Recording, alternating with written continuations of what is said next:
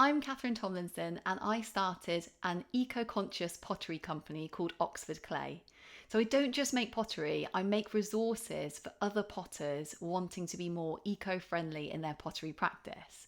And that's what this podcast is all about. It's about sharing everything I've learned along my eco-conscious pottery journey with you. And I'm so glad you're here with me. Let's go.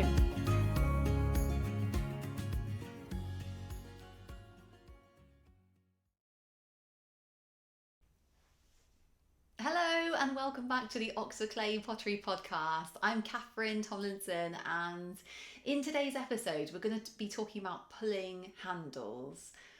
Pulling handles, that's right. So, pulling handles for, that would be for, so pulling a handle is basically a way of making a handle in pottery for, say, like things like mugs, for jugs, maybe like, a casserole dish that has a couple of little handles.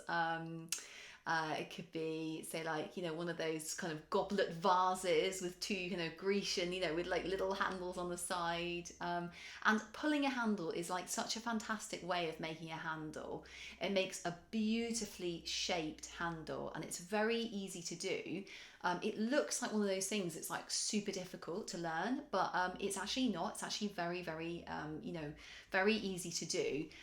But I've got 5 really top tips for you, which I've learned through loads of error. Trial and error? Trial and error.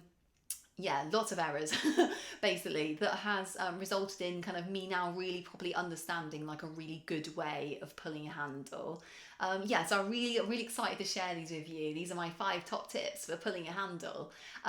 So in terms of pulling a handle, so first of all, let's just start with like how it's actually done.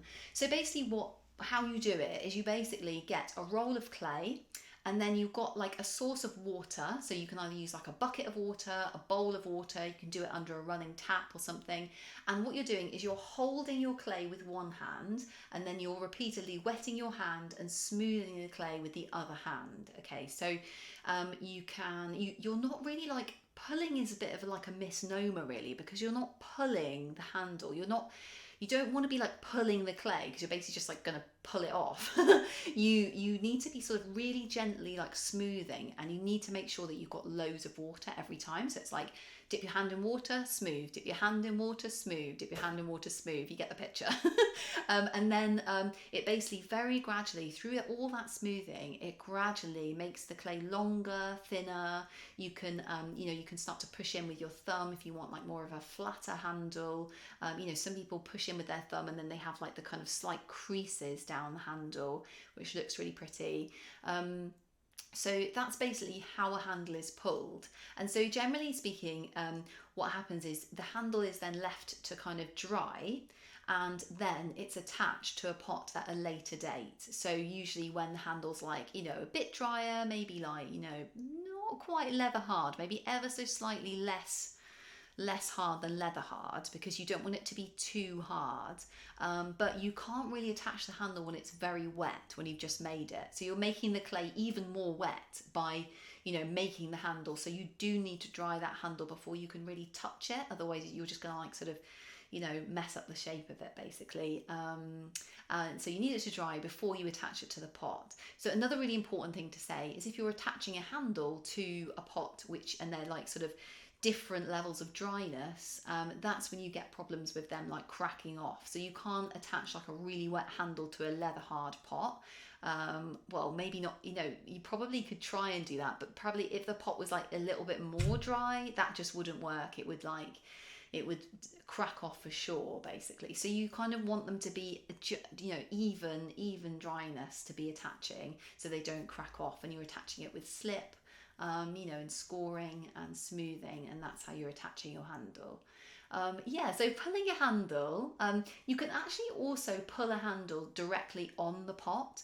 So potters sometimes get around this whole idea, this whole problem of like having to let the handle dry and spending ages waiting for it to dry, by basically attaching a piece of wet clay to their pot, and then they pull. It's called pulling off the pot. So you're pulling the handle off the pot. You've already attached the clay onto the pot, and you're going to be smoothing the handle down, and then as soon as it's like the desired kind of thickness, then you just attach that handle, the base of it, you pressing the base of it onto the pot, and that like will attach it to the pot, and then you can kind of just like cut off the excess, and that kind of gets rid of that whole having to let the handle dry and then attaching it to the pot problem. Okay, so that's kind of like a bit of like how handles are actually pulled, and like, you know, brief introduction to like how they're kind of like attached. But in this episode, we're going to be talking about 5 tips for pulling handles, and these are, like I said, all mistakes I've done. And then now I know now that like by not doing these things, you know, by doing them, the 5 tips I'm going to give you, it just works so much better, basically. Okay, so right, my first top tip is that when you're the clay you're going to use to pull your handle, when you get that clay, you want to wedge it, you know, knead it really well, okay? And that's because you just do not want any bits which are hard or soft, you know, in that clay that are not like well mixed in, because when you're pulling the handle, those bits will, they won't pull properly. You'll get kind of lumps in your handle if you've got like a bit which is like a tiny bit drier, or it will cause cracking like later down the line, basically. So wedge your clay really well. I can't stress this enough. This is kind of like my sort of, probably in a way, like the number 1 tip, because you just will not be able to pull a handle if the clay isn't properly wedged. You know, again, you might have an air bubble in there as well. If you don't wedge it properly, you might get an air bubble, it might explode your pot, you know. So handles are generally quite, you know, they can be quite thick, so, you know, the chances of it exploding if it does have an air bubble in, you know, it can be quite high. So yeah, wedge that clay really well. Yeah, so when I say wedge it really well, I mean kind of maybe like 4 or 5 minutes of wedging, you know, just to kind of, you know, if you were like wedging, yeah, 4 or 5 minutes would be really well wedged clay, or kneaded, however you call it. Okay, so that's the tip number 1, wedge your clay really well.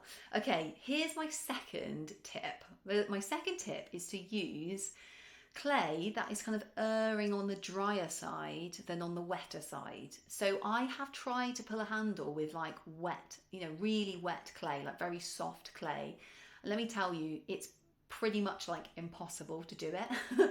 So you need clay which is, you know, it has more strength to it. So you need clay which is drier, because you're adding moisture as well. When you're smoothing that clay with the water, smooth with the water, you are adding more moisture. And, you know, so if it started off pretty dry, you're gonna have very wet clay by the end. So you don't want very wet clay to begin with. You want it to keep its structure, you know, you want it to be able to withhold lots of smoothing and water, basically. So err on the side of having more dry clay than wetter clay. So perhaps even drier clay than you would even have to kind of throw a pot, you know. You kind of want it to be erring. You don't want leather hard clay, that's too dry, but like, you know, erring on the drier side of, you know, wet usable clay, basically. Okay, so that's tip number 2. And then tip number 3, which is something that like suddenly dawned on me after I was making these, you know, after I was making handles for years and years. So basically, right, I used to start off with like a huge roll of clay, and I would spend ages smoothing it down to like the handle kind of thickness I wanted it to be. And then one day it suddenly dawned on me, why don't I just make the rolls of clay thinner? And then I just smooth it for a little bit, you know, and then that's my handle pulled. So I used to think by pulling a handle, it was like a really long process. And now I realise that you can actually have a roll which is almost the same thickness as the handle you want, and you're just smoothing it for a little bit, and that's kind of essentially pulling the handle, because it still looks the same, you know, it looks really beautiful. You've got that same like beautiful shape that you've made with half the time, half the effort. The clay stays drier, which is a good thing. You don't end up with this like massively long handle that you have to then chop up, you know. So it's much better just to start off with quite a thin roll of clay, you know, to start with. You don't, just gives yourself so much less work to be having to smooth that handle down. Okay, so that's my third top tip. Thinner rolls, a thinner roll of clay than thicker is fantastic. Less work. Okay, so here is my fourth top tip. Okay, so when I first started pulling handles, I would see other potters, and I'd seen on telly, I think, somewhere, potters who had made the handle were then hanging them on the side of the table. And this was like a really good way of sort of making sure that nothing touched the handle. So, like, literally, like, they would take the hand that they were used to hold the clay, and they would then just squash the clay on the side of the table, and then the handle would just hang down off the table, just drying basically. And it was a really good way of drying the clay, making it drier, not letting anything touch it to kind of mess up the look of it or anything like that. But when I actually came to attach my handles, what I found was, especially ones that I'd let dry for quite a while on the table, just hanging off the side, dead straight. What would happen is when I came to curve them in the position where I wanted, like the curved handle, that, like, say, like a curved mug handle, what would happen is they would crack. They would particularly crack at this kind of real kind of pinch point at the very when it's the most curvy, sort of like at the very top. If you think about a handle being attached to a cup, the bit where it's really curving out, they would quite often crack, and that's because they were kind of the clay was very straight, it was drying in a straight position, and then suddenly I was kind of moving it into this kind of curved shape, and it was like, help, I don't like it, and it would crack, and it was very frustrating because you'd made a handle, you'd spend ages letting it dry, and then it would break, and then you couldn't use it. So it was really, really frustrating. So what I started doing then was I started actually drying them in the position that I wanted the handle to be in. So what I did was I'd take the hand that I had, that I was holding the handle in, and then I would take my other hand, I would just curve the handle, and I would stick it to the table in a curved position. So I would stick the hand that was like holding the handle, I would stick that clay to the table, and then I would curve the handle round, and then I would stick the other end, a bit longer. I don't want to make any marks on the actual kind of handle that I will use. So a bit further down, I would then stick that bit to the table. So you're basically drying it in this curved position. So if that makes sense, you're kind of, in a way, you're using the table like you would the side of a pot. You're basically sticking the handle onto the table like you would on the side of a pot. But because you're kind of leaving a bigger loop than you would if you were sticking it on your mug or jug, then you're going to be cutting that handle down, so you're not going to be using those ends which are like stuck to the table. So then what I would do is I would sort of like leave it to dry, or I would use a desk fan just to kind of blow air over it, and that would be a really good way of drying a handle really quickly without using too much energy. I've spoken about this actually in another episode, where a desk fan uses 1/90th of the energy of a hot air gun, one of those heat guns that you use for like stripping paint. We used to have one actually in the pottery studio I learned pottery in. And yeah, so they use so much energy, whereas a desk fan just kind of blows air, over the handle, dries it like a little bit more slowly, but still does a really good job of drying the handle.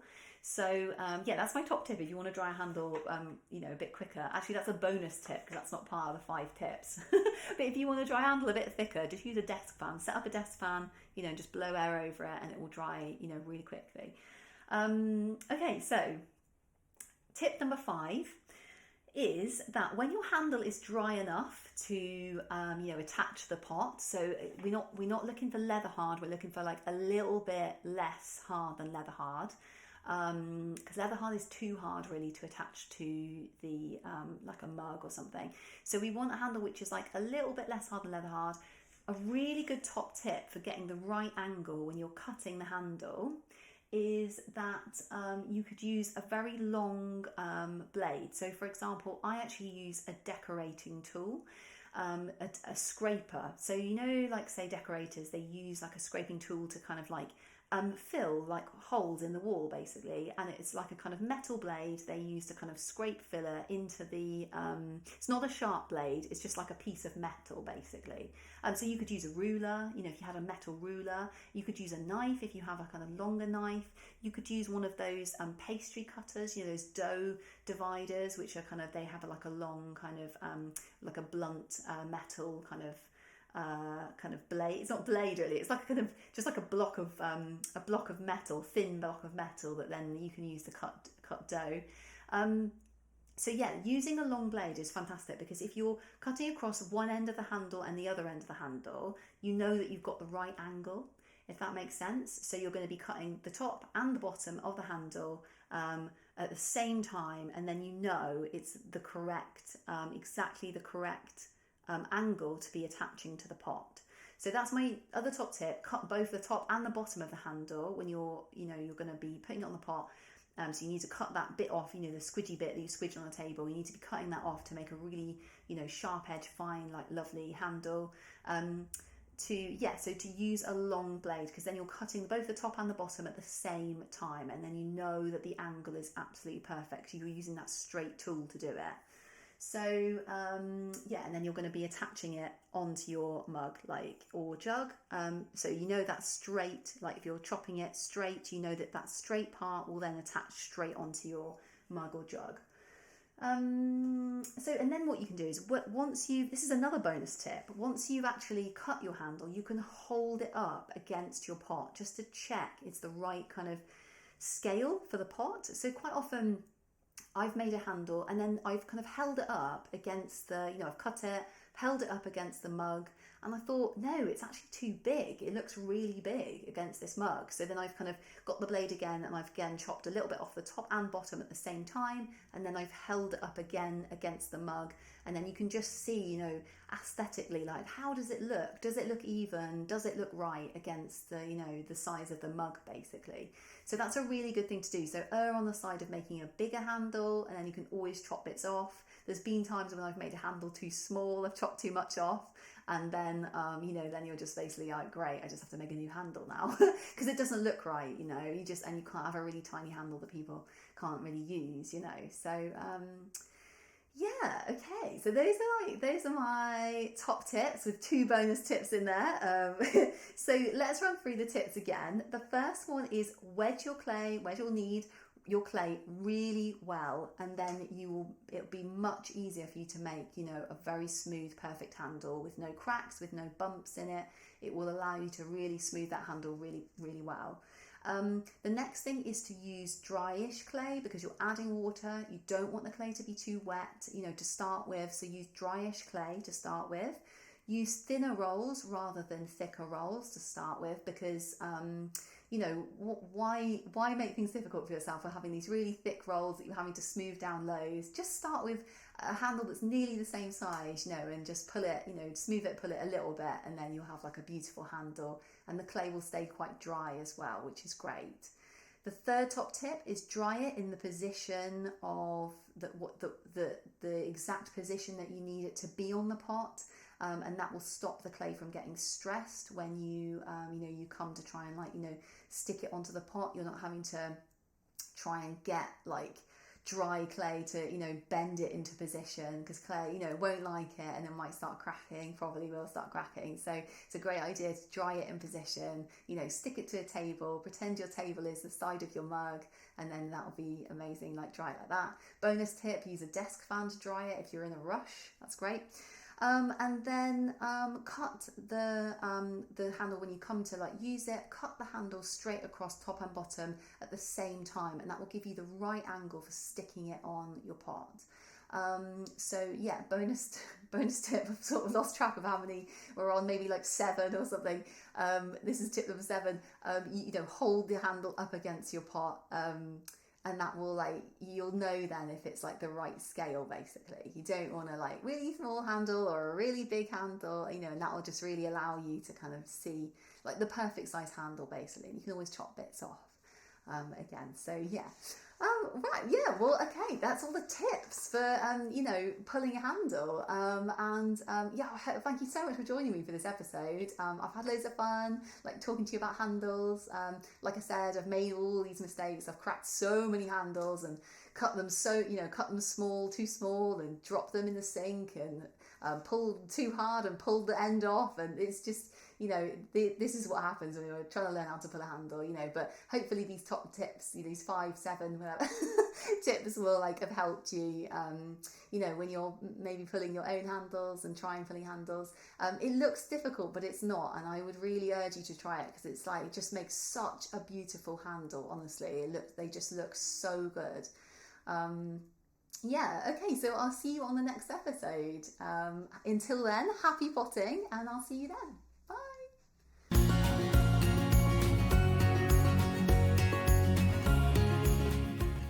So if you enjoyed that and you're interested to learn more about eco-conscious pottery, head over to the Oxford Clay website, which is www.oxfordclay.co.uk.